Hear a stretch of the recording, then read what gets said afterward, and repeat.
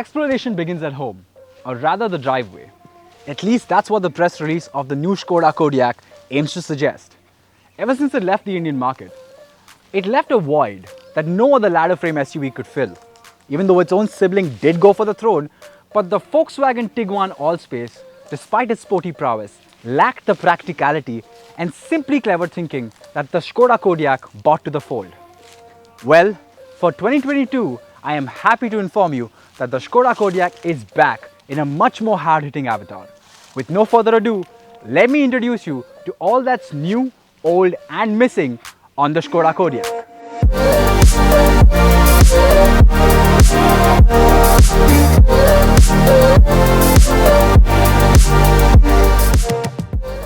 Despite being named after an apex predator, the Skoda Kodiaq is rather warm and welcoming, kinda like a cuddly bear.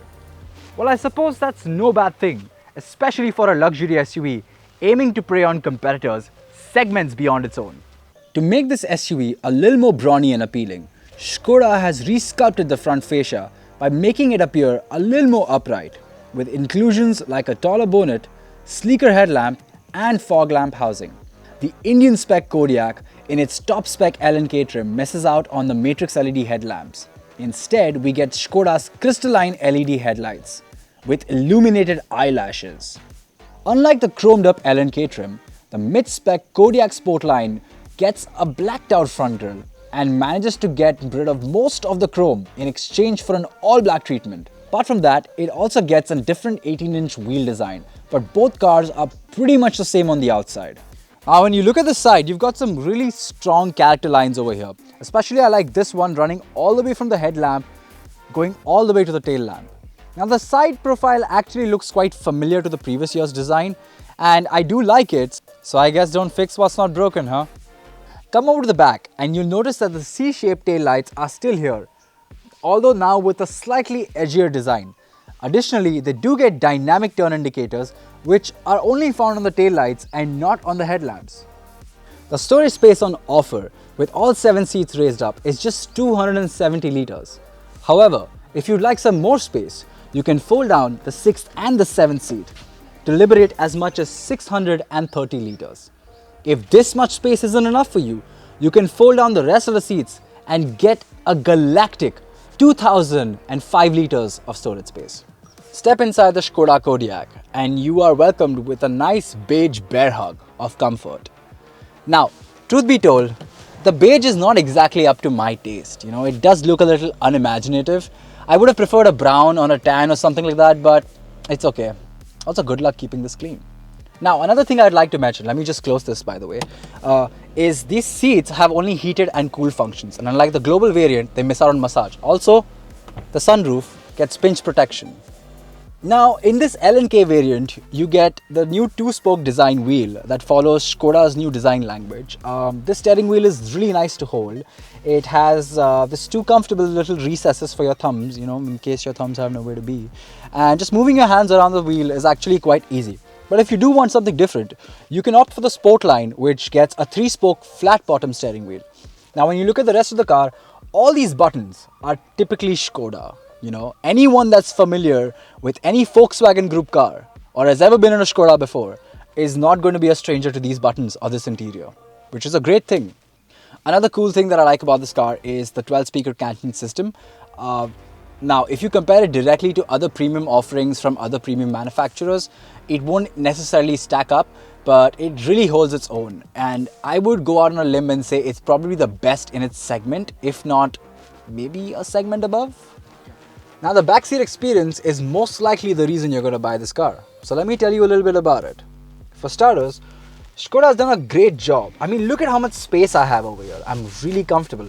And this is even before I've moved the seats around. And this seat is currently set at my driving position and I'm 6 feet tall. So you can imagine this is pretty good room right here, my friend. But if I want to liberate some more room, you could actually liberate some more room in the back by pulling it forward, or you can liberate some more room in the front by pushing it back, which is pretty cool. Another thing that you can do is you can recline the seat further if this is not enough, some more, you know, just get nice and comfortable. And another thing you can do to get even more comfortable is you can fold down these sides and just take a nice nap. I don't know why airplanes don't have this yet. I mean, honestly, like, come on. All these airplanes, like, Skoda, pass on the idea, you know, get Simply Clever together.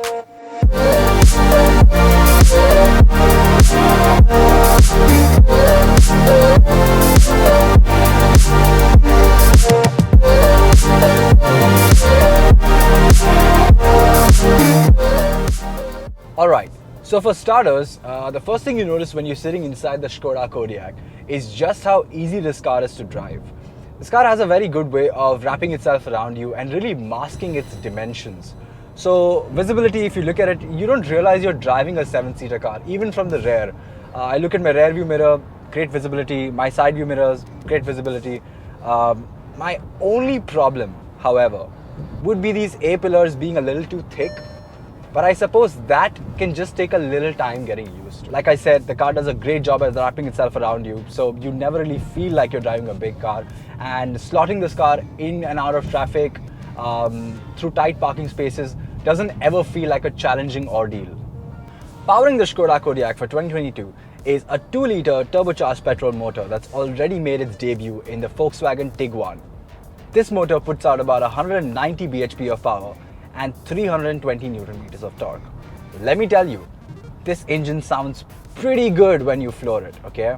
But when you don't, and when you actually drive it in a sedate fashion, it's a pretty comfortable engine. You know, it's very potent, it gives you no hassles whatsoever, and the gearbox actually works quite well in tandem with this engine setup.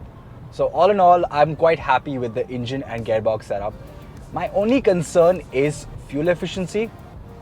But however, currently, despite driving it a little hard, occasionally a little hard, for the most part, the Kodiaq has been returning me a fuel efficiency of about 12 kilometers per liter. I've also seen it go as low as 9 kilometers per liter, but I think anyone that's buying a petrol motor and knows the kind of performance that comes with this engine is already well in his mind aware of the fuel efficiency figures. So, you know, whoever gets it, good luck to you, my friend. So put your foot down and you actually get a really nice soundtrack.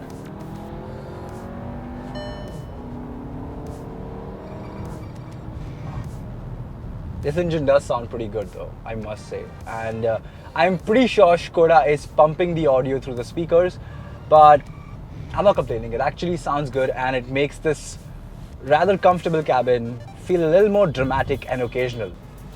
Now, overall NVH levels are quite good and the car does remain silent for the most part. You can barely even hear the engine. Hell, when you put the car on, you don't even know if the engine's on or no. That's just how good the NVH levels are. However, when you do go over some certain expansion joints, you do hear a thud every now and then that manages to creep its way into the cabin, which isn't the most pleasant experience, but it's negligible. You know, it honestly depends on the kind of road surface you're driving on. Currently, I'm driving on the old Mumbai-Pune highway, and yeah, okay, once in a while you do feel the bumps, but for the most part, it pretty much irons out everything, no questions asked. So let's talk about the DCC, or the dynamic chassis control that this car comes with. Honestly, the difference between going from comfort mode to sport mode is not going to be night and day. Hell, I don't think most buyers are even going to be able to notice unless they're really trying to look for it. The difference between the comfort and the sport mode is closer to dusk and dawn than night and day, honestly. And I don't think most buyers are ever going to notice. However, this car has great composure around corners. And despite taking turns at triple-digit speeds, the body never seems to roll and move around too much. In fact, it stays flat throughout the turn, which is actually really nice. It doesn't feel like I'm driving a family car, honestly. Let's talk about the seats on the Skoda Kodiaq. They are quite comfortable. However, they can be a little stiffer in comparison to other luxury cars in this segment. Now, to me personally, it's not as much of a bother because I don't mind having seats that are a little more supportive and a little more stiff over longer distances. But to most luxury buyers that are primarily going to be chauffeur driven, they might not prefer this kind of setup and would have preferred having softer seats, at least in the rear. Now, unlike the global model, the Indian spec Skoda Kodiaq only gets heated and cooled seats, but misses out on the massage function. I think this is a little bit of a miss. Skoda could have added this, and this would have definitely added a little more value to this already value-packed proposition. But I guess, you know, you win some and lose some.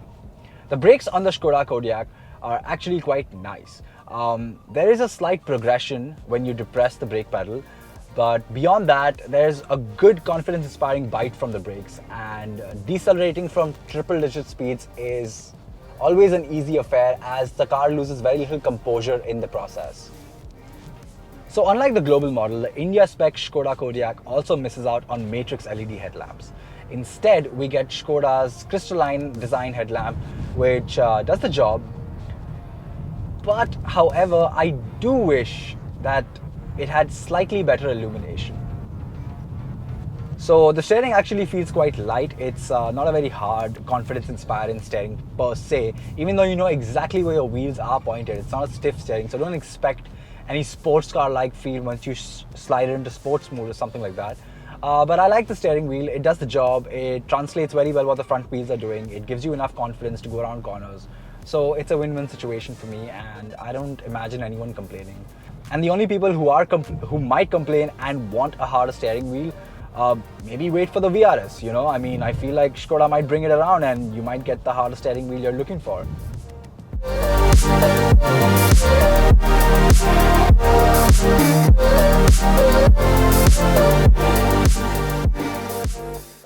Launched at a starting price of rupees 35 lakhs and going up all the way to 37.5 lakhs for this L&K trim, the Skoda Kodiaq is quite a value proposition when you consider just how much it brings to the table.